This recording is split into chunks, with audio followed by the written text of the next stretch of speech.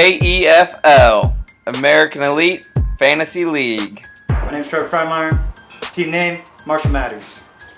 Justin Yates, team captain, Green Eggs and Cane. Brandon Ultimus, the Paul Baker Dream Team.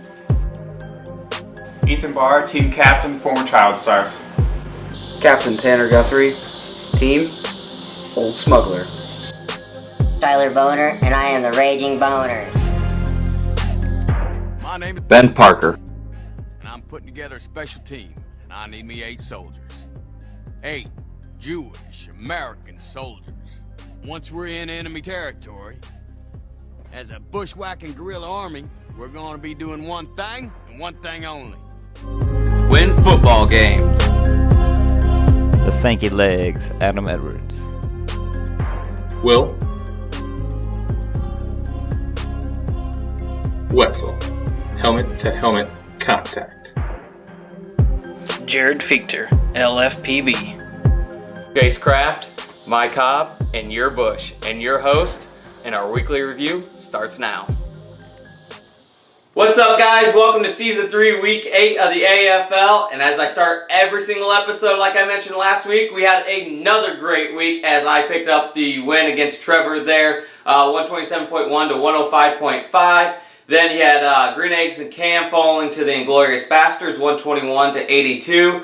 Liquor in the front, Poker in the back. Goes to 6-2, picking up the loss there. See what I did there? You thought I was going to say he won, but no, he lost there by 2.9 points to helmet contact. And then he had the former Child Stars picking up the big win there against Paul Baker's Dream Team, 148 to 124.5. Then he had Grand Slam Breakfast Squad falling by, 3.1 points to the Raging Boners there, 126.5 to 123.4. And then rounding things out, you had Old Smuggler getting the very big and much needed win over the Sankey Legs, as Adam there now falls to 2-6. The final score, 138.4 to 126.7. Now, going into the games a little bit more here, I feel extremely fortunate to escape the game there with Trevor, thanks to Randall Cobb's big first quarter touchdown that put me on top there. And then I basically all around had great games from everyone on my roster, but Julius Thomas, since the trade, has yet to hit double-digit points,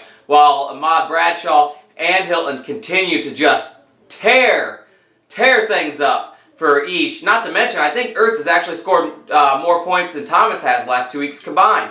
So that's kind of worrisome. But then again, Fitzgerald is getting big-time points now that Carson Palmer's back. So that kind of eases my fears a little bit as Tate there at running back has cooled down since he's come back from the injury. So I'm feeling pretty good going into the rest of the season. While Trevor, Peyton Manning and Jamal Charles can't save you from having a terrible fucking draft. I mean, you start off the year with the best quarterback and one of the top 5 running backs, and then you get Brandon Marshall, and then you get a pretty decent tight end in Gates, and then just all hell goes, just goes all to hell. I mean, you have Gates and Vernon Davis. Why have both?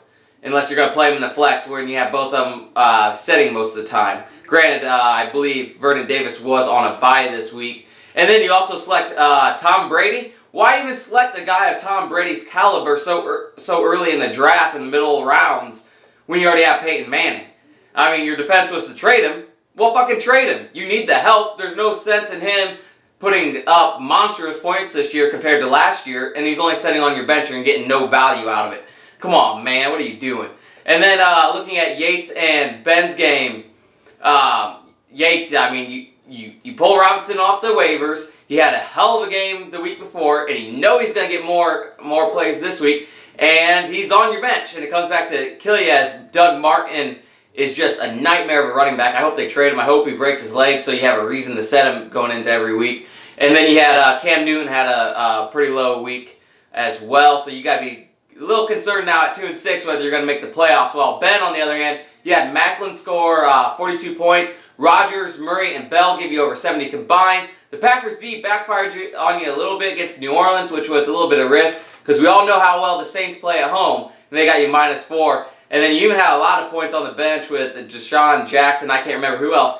But if I remember correctly, at one point you told me there was 3 weeks where you played the highest scoring team of the entire week and you've lost. So I took it one step further and looked. I'm pretty sure. I think you might be first or second in points scored in the league, but you're definitely first in points against. So it explains your record a little bit, but you definitely have a dangerous team going into the rest of the season and the playoffs. Looking into Jared and Will's game, Jared, man, what can I say? Even I was surprised Richardson wasn't playing. I mean, everyone was saying he was active and ready to go, even though he missed all week practice-wise due to hamstring.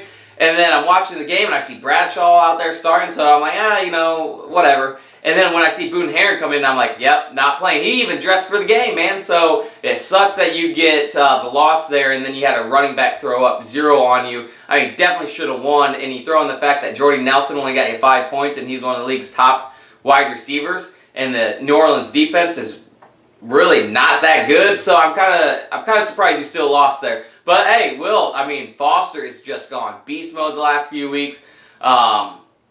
Hillman's been a huge pickup as well for you. And then you throw in the fact that you had Big Ben on the bench with 44. But I mean, you can't predict that. You can't predict he's going to have a career night with that. But some room for concern there is Julio Jones and Shorts there at the wide receiver. Jones has kind of cooled off just a touch. You expect a receiver of his caliber to get at least double-digit points for you, while Shorts has kind of been put on the back burner there with Allen Robinson taking the lead there in Jacksonville.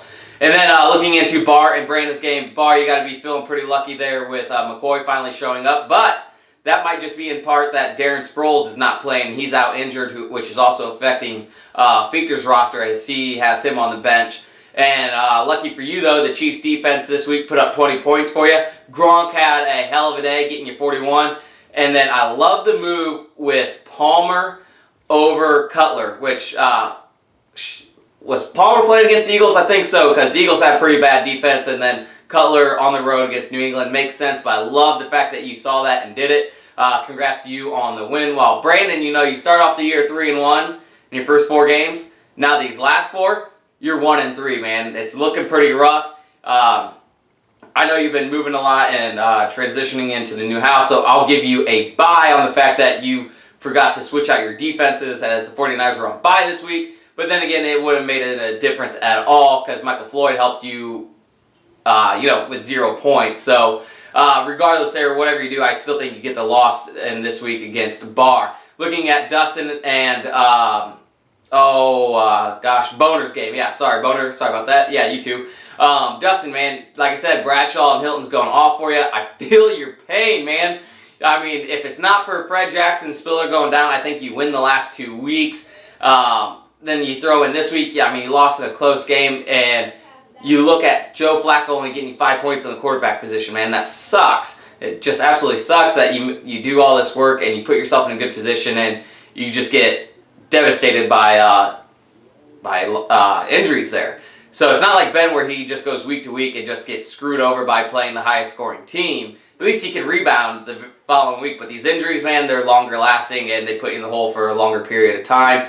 And then on Boner's end, I mean, Emmanuel Sanders, what can you say? I think he's better than Decker, if you ask me, there with Peyton Manning. 3 TDs that night. He saved you. I mean, you only won by 3 points, and luckily for you, he had those 3 touchdowns. And then Stafford had you a big game. Ivory's coming back. He had a couple weeks ago, he had like 2 back-to-back weeks where he's kind of low in points, but he's come back to save the day for you. So you're now 6-2 through 8 weeks, and you're definitely guaranteed a playoff spot at this point, and got to be pretty excited going into it all because you're definitely one of the top scoring teams and definitely a team to be concerned about for the rest of us in the league. Then looking at Adam and Tanner's game, Tanner there with the win, as Adam, you go to 2-6. Hawkins' last 2 games, even though he was on your bench this week, has really been picking things up there in Cleveland. And what's so frustrating about Cleveland is Jordan Cameron. Last year he was great. He was phenomenal when Barr had him on his roster. And then this year he's just so up and down. I think he's only had 1 big week. And then you have Heath Miller, of all people, that goes off on your bench. And you're just like, Christ, man, what the hell can I do? But so that's got to be a little bit frustrating. But thank God you have the best. I kid you not, he's the best fantasy player this year, and that's Matt Forte. With all the receptions and the yards, I mean, he's without a doubt the MVP of the entire fantasy football for 2014-15. So at least, this year you're 2-6. I don't know if you make the playoffs or not, But going forward, at least you know for next year you get to keep Matt Forte. And then Tanner, Marshawn Lynch has been really quiet as of late, but he's still consistent. I mean, he's going to always get you right around 10 points. And your wide receivers through your flex, so your 2 wide receiver spots, your tight end, and your flex play, huge points for you. We debated whether or not Ingram or Lacey. What do you know? Both of them went off that night. Granted, Lacey was on your bench, but you still pick up the win. And, I mean, hell, even kudos to you for the Vikings play, man. Just like the Chiefs, 20 points and you get the win. And now, for this week, let's head into the hard hit of the week. Right now, I guarantee you he's feeling a rib injury. This week's hard hit of the week has to go to Fichter in the fact that, I mean, you lose such a close game. You should have stayed just a one-loss team there. But then Richardson, who's even dressed for the game, doesn't play there. So, granted, you're 6-2, and still have one of the better records in the league. I think you should have actually won this week if it wasn't for the whole Richardson play and Jordy Nelson getting his lowest scoring points of the week. The win's yours, and you stay a one-loss team. But for this week, Jared, you're the hard hit of the week. Now let's get into this upcoming week's schedule. All right, fellas, looking into the Week 9 matchups, it looks like I'll be taking on the 6-2 Liquor in the front, Poker in the back. Looks like the projection does have me winning, but looking across the board here, it looks like most of us still need to set our lineups as we seem to have a lot of players on bye this week.